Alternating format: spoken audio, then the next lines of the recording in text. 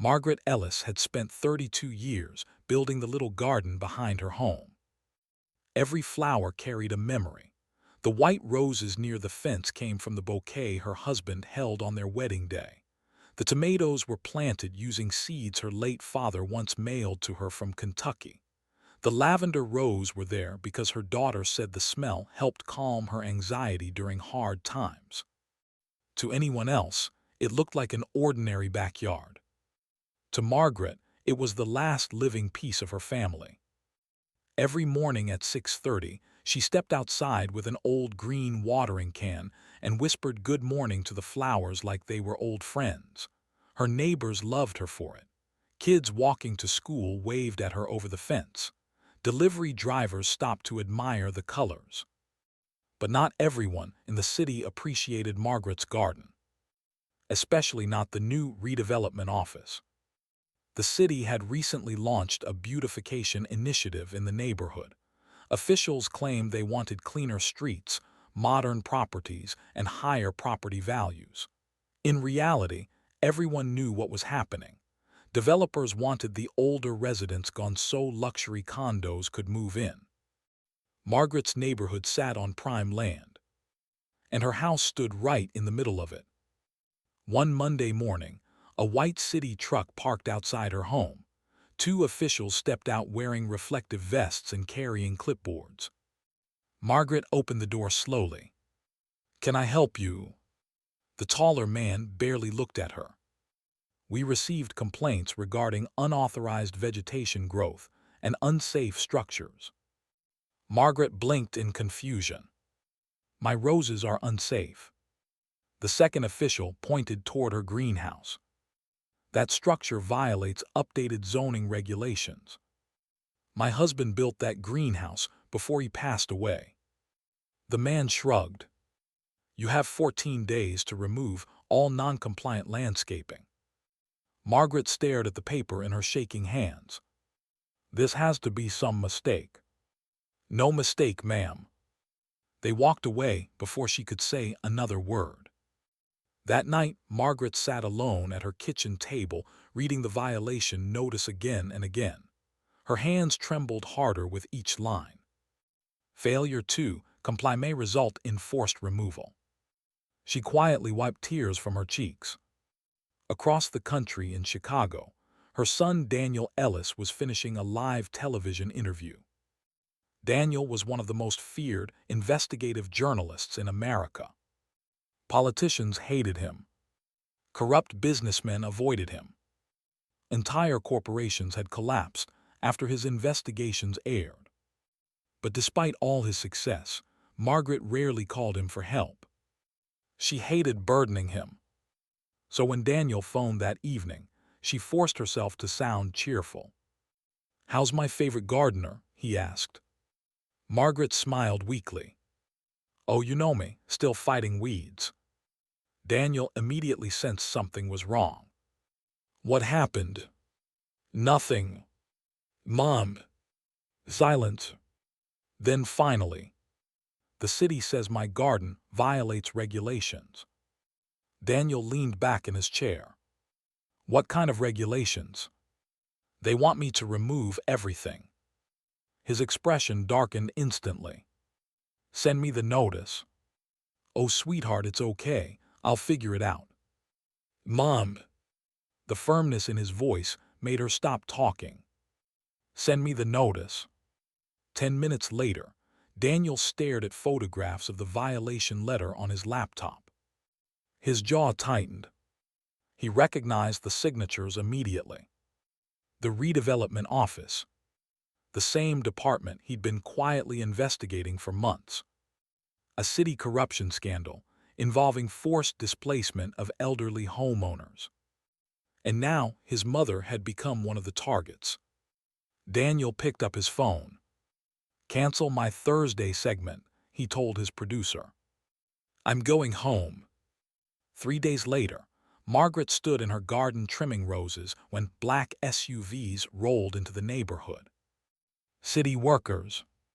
Bulldozers. Police vehicles. Her stomach dropped. She hurried toward the sidewalk. There must be some mistake, she pleaded. A supervisor handed her another paper. Noncompliance deadline accelerated under emergency municipal order. Emergency? What emergency? We're authorized to proceed. Margaret's breathing became shaky. You can't do this. The bulldozer engine roared to life. Neighbors began stepping outside their homes. One woman shouted, "She's 80 years old, leave her alone." The supervisor ignored everyone. Margaret stood directly in front of the garden gate. "This is my property." Two officers approached carefully. "Ma'am, please step aside." Tears filled her eyes. "My husband built this garden with his hands." The bulldozer moved forward anyway. Flowers crushed beneath heavy tracks. Wood splintered. Glass from the greenhouse exploded across the yard. Margaret let out a cry so heartbreaking that even one of the younger workers stopped operating his machine. Neighbors began filming everything. People screamed at officials. Someone yelled, "Shame on you." But the destruction continued. Within 20 minutes, 30 years of memories were reduced to dirt and debris. Margaret collapsed onto her porch steps. One of her roses lay broken beside her feet. Then a black rental car pulled into the street. Daniel stepped out. And the moment he saw the destroyed garden, he froze. For several seconds, he didn't speak. His mother looked impossibly small sitting among the wreckage. "What did they do?" he whispered. Margaret tried to smile through tears. "It's okay, sweetheart." But Daniel's eyes had already changed. Cold, focused, dangerously calm. A neighbor approached him. They bulldozed everything. Another handed him a phone. "I recorded all of it." Daniel watched the footage silently. The city workers laughing. The supervisor mocking Margaret. The bulldozer crushing flower beds while she begged them to stop. His jaw clenched tighter with every second. Then he asked one question. "Who authorized this?" The supervisor overheard him and walked over arrogantly. "Sir, this is official city business." Daniel slowly looked up. "And your name is?" "Richard Hale, Senior Redevelopment Officer." Daniel repeated the name quietly. "Richard Hale." The man smirked. "If you have complaints, contact the city." Daniel nodded once. "Oh, I will." Hale scoffed and walked away. He had no idea who he was talking to. That night, Daniel sat inside his childhood bedroom, surrounded by stacks of documents and open laptops. His producer appeared on video call. "You were right," she said nervously. "The redevelopment office has been targeting elderly homeowners." "How many?" "At least 47 cases." Daniel's expression hardened. "Any connection between the targeted homes?" "Yes." She hesitated. Developers purchased surrounding lots weeks later. Daniel leaned closer. Money trail. Millions. By midnight, Daniel had uncovered enough evidence to destroy careers. Bribery. Illegal zoning manipulation. Property intimidation. Forced displacement. And one shocking detail. Richard Hale's brother owned a private development company, benefiting directly from demolished properties. Daniel leaned back slowly. "Oh, you idiot." The next morning, City Hall held a press conference celebrating their urban renewal success. Richard Hale stood proudly at the podium. Then reporters suddenly started whispering. Phones buzzed. Journalists turned around. Daniel Ellis had entered the room. The atmosphere changed instantly. Everyone knew him. One reporter muttered, "Oh my God." Hale's confidence vanished. Daniel walked calmly to the front row and raised his hand.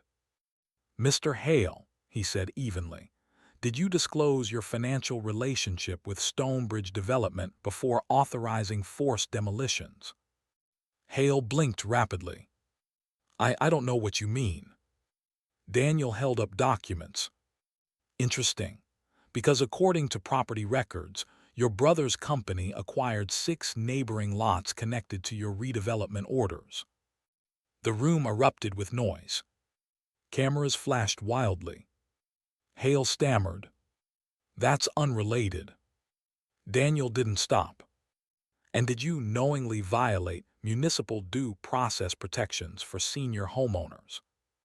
More shouting. More cameras. The mayor suddenly looked panicked.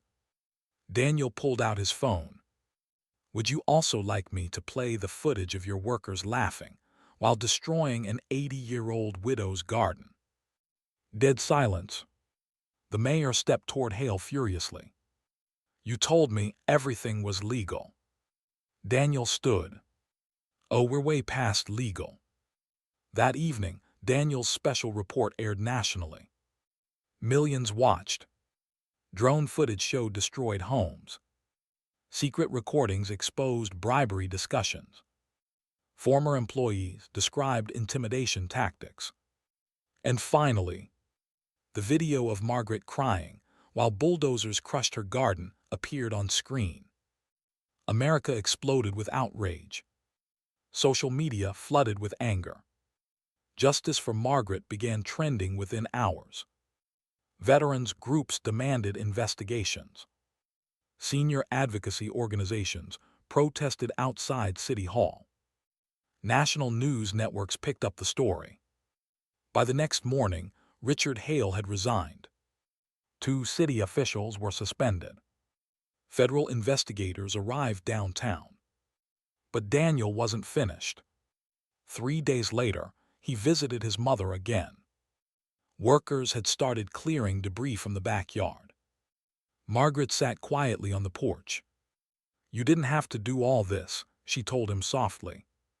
Daniel sat beside her. Yes, I did. She looked at the ruined dirt. I just miss your father's garden. Daniel smiled gently. Then we rebuild it. Over the next week, something incredible happened. Neighbors began showing up carrying flowers. A landscaping company volunteered equipment for free. A carpenter rebuilt the greenhouse frame.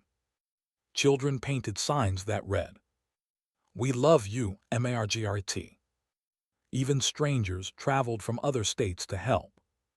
One elderly man arrived holding rose seeds. My wife planted these before she passed away, he said quietly. I think Margaret should have them. Margaret cried harder than ever. Not from sadness this time, but because she realized something powerful. The city had tried to make her feel small. Instead, they reminded everyone what kindness looked like. 2 months later, the rebuilt garden became the heart of the neighborhood. It was bigger than before, brighter than before, stronger than before. Reporters returned to interview Margaret during the reopening celebration. One asked, "What would you say to the officials who destroyed your original garden?" Margaret smiled softly. They thought flowers were weak. She looked around at the crowd surrounding her home. They forgot roots grow back. The audience applauded. Daniel stood quietly in the background, watching his mother laugh with neighbors again. For the first time in weeks, the anger inside him finally eased. His producer approached him. You know this story changed laws in 3 states already. Daniel glanced toward Margaret. Good. Then he watched his mother kneel carefully beside a fresh row of roses. The same white roses his father once planted decades ago. And as the wind moved gently through the garden, Margaret whispered once again, "Welcome home."